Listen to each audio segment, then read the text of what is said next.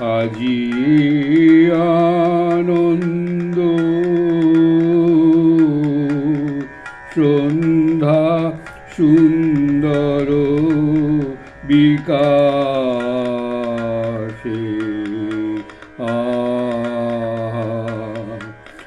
আজি আনন্দ সন্ধ্যা সুন্দর বিকাশে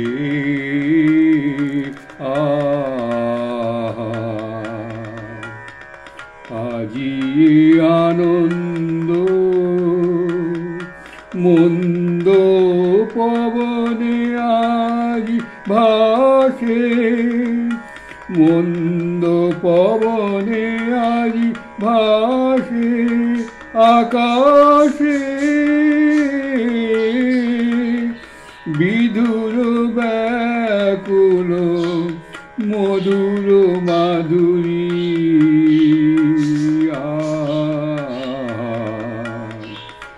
আজি আনন্দ সন্ধ্যা সুন্দর বিকাশে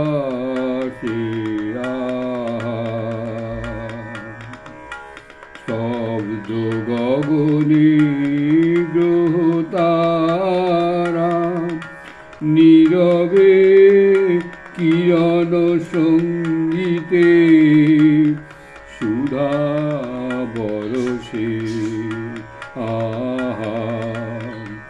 স্তব্ধ গগনে গ্রহ তারা নীরবে কিরণ সঙ্গীতে সুধা বরসে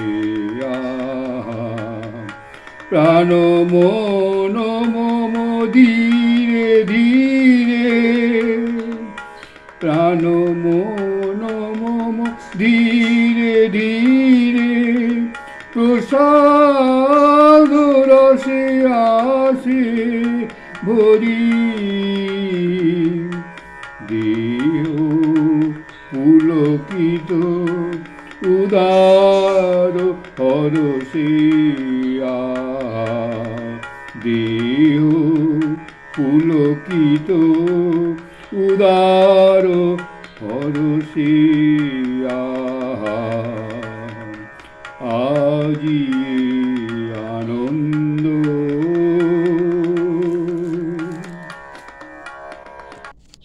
স্বামীজি বর্ণনা এখন শেষের দিকে, ইউরোপ ভ্রমণ শেষের দিকে।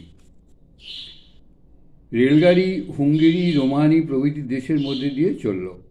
মৃতপ্রায় অস্ট্রীয় সাম্রাজ্যে যেসব জাতি বাস করে তাদের মধ্যে হুঙ্গেরিয়ান জীবনশক্তি এখনও বর্তমান, যাকে ইউরোপীয় মনীষীগণ ইন্দো ইউরোপিয়ান বা আর্য জাতি বলেন। ইউরোপে দু একটি ক্ষুদ্র জাতি ছাড়া আর সমস্ত জাতি মহাজাতির অন্তর্গত। যে দু একটি জাতি সংস্কৃতসম ভাষা বলে না, হুঙ্গেরিয়ানরা তাদের অন্যতম। হুঙ্গেরিয়ান আর তুর্কি একই জাতি। অপেক্ষাকৃত আধুনিক সময় এই মহাবল জাতি এশিয়া ও ইউরোপ খণ্ডে আধিপত্য বিস্তার করেছে। দেখুন, আজকে তুর্কিস্তানকেও তো এক কিছুই না।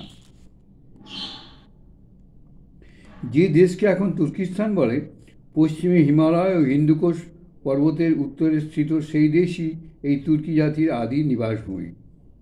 যে দেশকে এখন তুর্কিস্তান বলে, পশ্চিমে হিমালয় ও হিন্দুকুশ পর্বতের উত্তরে অবস্থিত সেই দেশই এই তুর্কি জাতির আদি নিবাসভূমি। ওই দেশের তুর্কি নামই চাগোই। দিল্লির মোগল বাদশাহ বংশ বর্তমানে পারস্য রাজবংশ। কনস্টান্টিনোপল তুর্ক বংশ ও হুঙ্গেরিয়ান জাতি সকলেরই সেই চাগোই দেশে হতে ভারতবর্ষে আরম্ভ করে ইউরোপ পর্যন্ত আপনাদের অধিকার বিস্তার করেছে এবং আজও এই সকল বংশ আপনাদের চাগোই বলে পরিচয় দেয় এবং এক ভাষায় কথাবার্তা হয়। এই তুর্কিরা বহুকাল পূর্বে অবশ্য অসভ্য ছিল। ভেড়া, ঘোড়া, গরু, ছাগল, স্ত্রী, পুত্র, ডেরা, ডাঙা সমেত যেখানে পশুপালের চরবার উপযুক্ত ঘাস পেত সেইখানেই তাঁবু গেড়ে কিছুদিন বাস করত। ঘাস জল যেখানে ফুরিয়ে গেলে অন্যত্র চলে যেত। এখন এই জাতির অনেক বংশ মধ্য এশিয়াতে এইভাবে বাস করে, আমি দেখেছি এটা। এটাকে ওটাকে আমরা যাযাবর বলি, কিন্তু এরম আমি যাযাবর অনেক জায়গায় দেখেছি। এমপি ভোপালে দেখেছি, পাহাড়ি অঞ্চলে দেখেছি, মানে উত্তরাখণ্ডে দেখেছি, গুজরাটে দেখেছি, এমপিতে দেখেছি। মোগল প্রভৃতি মধ্য এশিয়াস্থ জাতিদের সহিত এদের ভাষাগত সম্পূর্ণ ঐক্য। আকৃতিতে কিছু তফাৎ, মাথার গড়ন হনুরে উচ্চতায়, তুর্কের মুখ মোগলের সময়কার, কিন্তু তুর্কের নাক খেঁদা নয়, অপিচ সুদীর্ঘ চোখ এবং বড়, কিন্তু মোগলদের মতন ওই দুই চোখের মাঝখানে ব্যবধান অনেকটা বেশি। মানে কি লক্ষ্যটা দেখুন স্বামীজি, মানে কীরকমভাবে লক্ষ্য করেছে মানুষকে, কতখানি সূক্ষ্ম, মানে কি বলবো, দৃষ্টি। অনুমান হয় যে ব্যাপারটা কি জানেন, আমরা সবসময় নিজেদের অহংকারে নিজের স্বার্থেতে মত্ত থাকি, সেই জন্য আমরা অন্ধ থাকি, সেই জন্য আমরা বেশিরভাগ সময় অন্ধ, মানে বাকি জিনিস আমরা কিছুই দেখতে পাই না। আমরা নিজেদের অহংকারে নিজেদের স্বার্থপরতার মধ্যে ঢুকে বসে থাকি, তার বাইরে বেরোই না, ওই জন্য আমরা এত অন্ধ, এই জন্য আমাদের চোখে কিছু পড়ে না। আর এসব তো স্বামীজির কিছুমাত্র ছিল না, বিন্দুমাত্র নেই। অনুমান হয় যে বহুকাল হতে এই তুর্কি জাতির মধ্যে আর্য এবং সেমিটিক রক্ত প্রবেশ লাভ করেছে। সনাতন কাল হতে এই তুরস্ক জাতি বড়ই যুদ্ধপ্রিয়, আর এই জাতির সহিত সংস্কৃতভাষী গান্ধারী ও ইরানির মিশ্রণে আফগান, খিলজি, হাজারা, বরকজাই, ইউসাফজাই প্রভৃতি যুদ্ধপ্রিয়, সদা রণোন্মুক্ত। ভারতবর্ষের নিগ্রহকারী জাতি সকলের উৎপত্তি। অতি প্রাচীনকালে এই জাতি বারংবার ভারতবর্ষের পশ্চিম প্রারম্ভস্থল দেশ সকল জয় করে বড় বড় রাজ্য স্থাপন করেছিলেন। তখন ওরা বৌদ্ধ ধর্মাবলম্বী ছিল, অথবা ভারতবর্ষ দখল করার পর বৌদ্ধ হয়ে যেত। কাশ্মীরের প্রাচীন ইতিহাসে হুস্কো, জুস্কো, কনিষ্ক নামক তিন প্রসিদ্ধ তুরস্ক সম্রাটের কথা আছে। কাশ্মীরের প্রাচীন ইতিহাসে হুস্কো, এগুলো তো প্রথম শুনছি, এগুলো এই স্বামীজির মুখেই শুনছি। শুনবো কোত্থেকে, পড়াশোনা তো কিছুই নেই।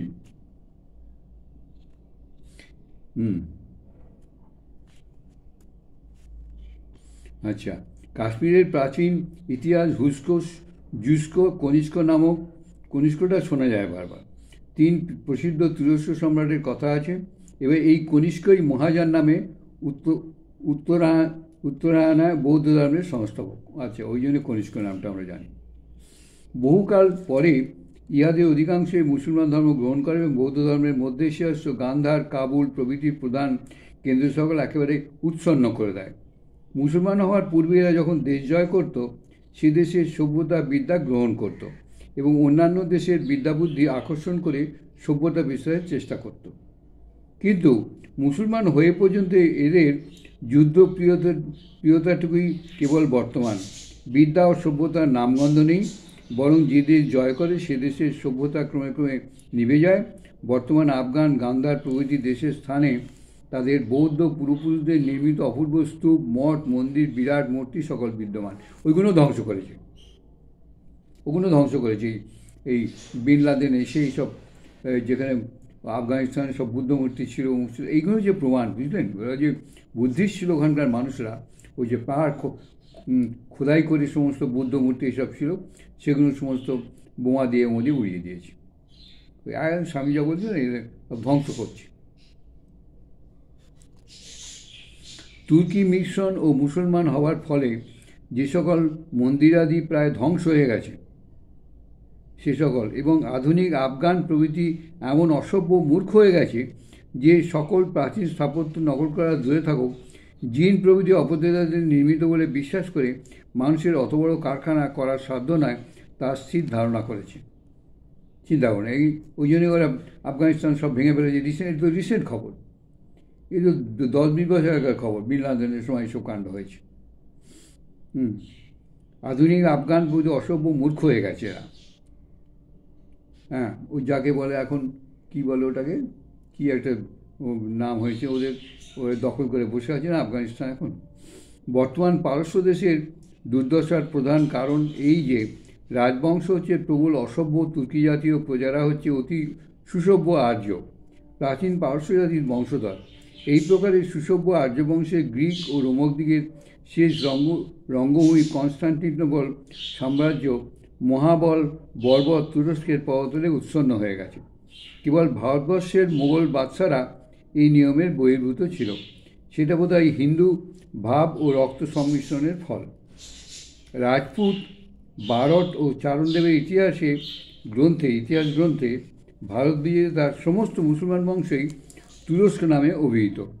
এই অভিধানটি বড় ঠিক, কারণ ভারত বিজেতা মুসলমান বিহীন চয় যে কোনো জাতিতেই পরিপূর্ণ থাক না কেন, নেতৃত্ব সর্বদাই তুরস্ক জাতিতেই ছিল। বৌদ্ধ ধর্মত্যাগী মুসলমান তুরস্কদের নেতৃত্বে বৌদ্ধ বা বৈদিক ধর্মত্যাগী তুরস্কহীন তুরস্কের বাহুবলে মুসলমানকৃত হিন্দু জাতির অংশবিশেষ দ্বারা পৈতৃক ধর্মের স্থিত অথবা বিভাগদের বারংবার বিজয়ের নামে ভারতবর্ষে মুসলমান আক্রমণ, জয় ও সাম্রাজ্য স্থাপন, এই তুরস্কদের ভাষা অবশ্যই তাদের চেহারার মতো বহু মিশ্রিত হয়ে গেছে। বিশেষত যে সকল দল মাতৃভূমি চাগই হতে যত দূরে গিয়ে পড়েছে, তাদের ভাষা ততই মিশ্রিত হয়ে গেছে। এবার পারস্যের শাহ প্যারিস প্রদর্শনী দেখে কনস্টান্টিনোপল হয়ে রেলযোগে স্বদেশে গেলেন। দেশকালের অনেক ব্যবধান থাকলেও সুলতান ও শাহী প্রাচীন তুর্কি মাতৃভাষায় কথোপকথন করলেন। তবে সুলতানের তুর্কি ফরাসি, আরবীয় ও দু চার গ্রিক শব্দে মিশ্রিত। শাহ তুর্কি অপেক্ষাকৃত শুদ্ধ। প্রাচীনকালে এই চাগই তুরস্কের দুই দল ছিল। এক দলের নাম ছিল সাদা ভেড়ার দল, আর এক দলের নাম ছিল কালো ভেড়ার দল। এই দুই দলই জন্মভূমি কাশ্মীরের উত্তর ভাগ হতে ও ভেড়া চড়াতে দেশ লুটপাট করতে করতে ক্রমে ক্যাস্পিয়ান হ্রদের ধারে এসে উপস্থিত হলো। সাদা ভেড়ারা ক্যাস্পিয়ান হ্রদের উত্তর দিক দিয়ে ইউরোপে প্রবেশ করলে এবং ধ্বংসাবশিষ্ট রোম রাজ্যের এক টুকরো নিয়ে হুঙ্গেরি নামক রাজ্য স্থাপন করলেন। আর কালো ভেড়ারা কাস্পিয়ান হ্রদের দক্ষিণ দিকে ক্রমে পারস্যের পশ্চিমভাগে অধিকার করে ককেশাস পর্বত এবং উল্লঙ্ঘন করে ক্রমে আসিয়া মিনর প্রভৃতি আরবদের রাজ্য দখল করে বসল। ক্রমে খালিফার সিংহাসন অধিকার করলে। ক্রমে পশ্চিম রোম সাম্রাজ্যের যেটুকু বাকি ছিল সেইটুকু উদরসাৎ করলে। অতি প্রাচীনকালে এই তুরস্ক জাতি বড় সাপের পুজো করত। কেবল বোধহয় প্রাচীন হিন্দু এদেরই নাগতক্ষদাদি বংশ বলত। তারপর এরা বৌদ্ধ হয়ে যায়। পরে যখন সে দেশ জয় করত, সেই দেশের ধর্মই গ্রহণ করত। অপেক্ষাকৃত আধুনিককালে যে দু দলের কথা আমরা বলছি, তাদের মধ্যে সাদা ভেড়ারা খ্রিস্টানদের জয় করে খ্রিস্টান হয়ে গেল, আর কালো ভেড়ারা মুসলমানদের জয় করে মুসলমান হয়ে গেল। তবে এদের খ্রিস্টানি ও মুসলমানিদের অনুসন্ধান করলে নাগ পূজার স্তর এবং বৌদ্ধ স্তর এখনও পাওয়া যায়।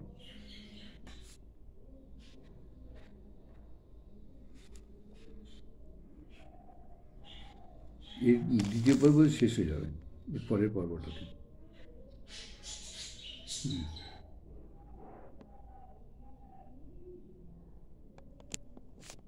কি বলবো ভাবছিলাম।